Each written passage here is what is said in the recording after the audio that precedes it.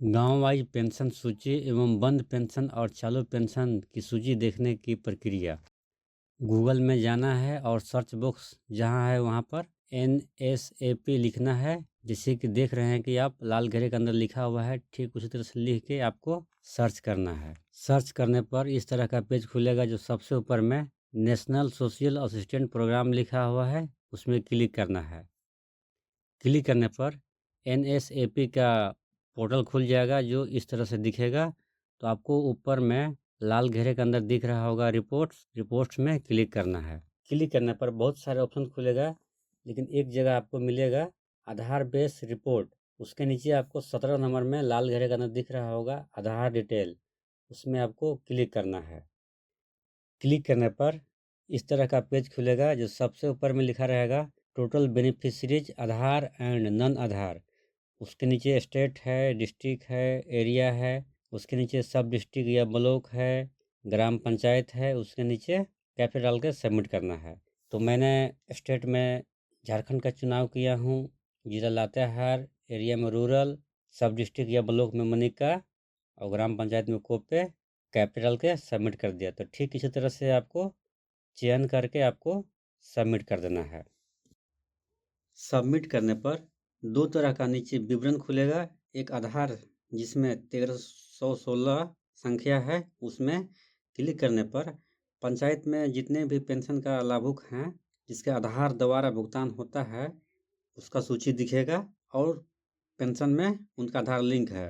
और दूसरा में है आधार में जो संख्या 13 है, उसमें क्लिक करने पर बैंक द्वारा जिसका भुगतान होता है उसका लिस्ट निकलेगा और इसमें आधार लिंक नहीं किया हुआ है उसका सूची दिखेगा। तो आपको जिसमें भी देखना है आप दोनों सूची में अपने गांव वाइज लाभुक का नाम खोज सकते हैं। संख्या में क्लिक करने पर एक्सेल फाइल डाउनलोड होगा।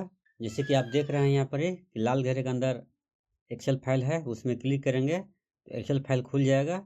यदि आप मोबाइल से आप देख रहे हैं तो मोबाइल में आप डॉक्यूमेंट में जाकर देख सकते हैं, क्योंकि अधिकतर डॉक्यूमेंट में ही होता है डाउनलोड। तो यहाँ पर ही हम एक्सेल फाइल में क्लिक किए तो इस तरह का एक्सेल फाइल खुल गया। एक्सेल फाइल खुलने पर इस तरह से दिखेगा। तो ऊपर में लिखा हुआ है लिस्ट ऑफ बेनिफिशरीज विथ आधार, यानी कि जिसका आधार लिंक है जो लाभुक का, उसी का इस सूची में नाम दिखेगा। तो नीचे कॉलम है सीरियल नंबर, उसके बाद है एप्लीकेशन नंबर यानी कि पेंशन आईडी, उसके बाद है आवेदक का नाम या लाभुक का नाम, उसके बाद है जेंडर, एज, उसके बाद है कौन सा पेंशन मिलता है, जैसे कि बूढ़ा पेंशन, विधवा पेंशन, विकलांग पेंशन, फैमिली बेनिफिट। उसके बाद है आगे विलेज है, गांव है, यानी कि अलग अलग गांव दिख रहा है।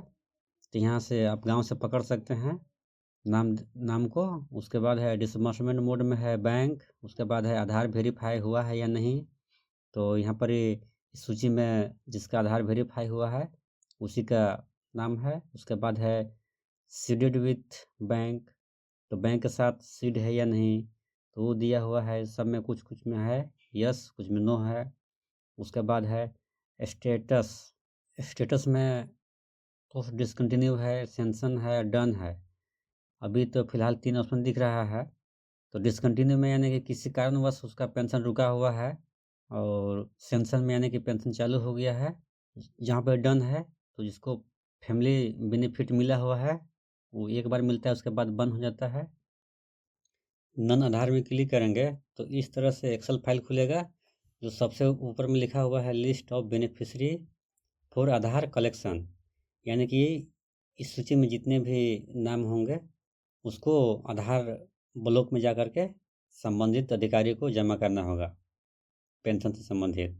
नीचे कॉलम है सीरियल नंबर, उसके बाद है एप्लीकेशन नंबर, उसके बाद है लाभुक का नाम, उसके बाद है एज, जेंडर, उसके बाद है स्कीम में यानी कि कौन सा किसको पेंशन मिलता है, जैसे कि बूढ़ा पेंशन, विधवा पेंशन, विकलांग पेंशन।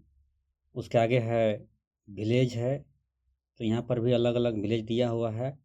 तो आप विलेज से जान सकते हैं कि कौन सा व्यक्ति अपने गांव का है या नहीं है। उसके बाद है डिस्बर्समेंट मोड में यहाँ पर ये बैंक है, तो यहाँ पर ये आधार का कॉलम नहीं है, यानी कि इस सूची में जितने भी नाम है उसका आधार लिंक नहीं किया हुआ है पेंशन के साथ। उसके बाद है स्टेटस। स्टेटस में डन है और डिसकंटिन्यू है। यहाँ पर ही सभी का पेंशन अभी बंद दिखा रहा है क्योंकि कुछ कारण होगा। तो कारण को जानने के लिए 15 नंबर में पेंशन पेमेंट डिटेल है ऑप्शन, वहाँ पर ही पेंशन आईडी डाल करके विवरण देख सकते हैं कि किस कारणवश से पेंशन बंद है। धन्यवाद, मिलते हैं अगला वीडियो में।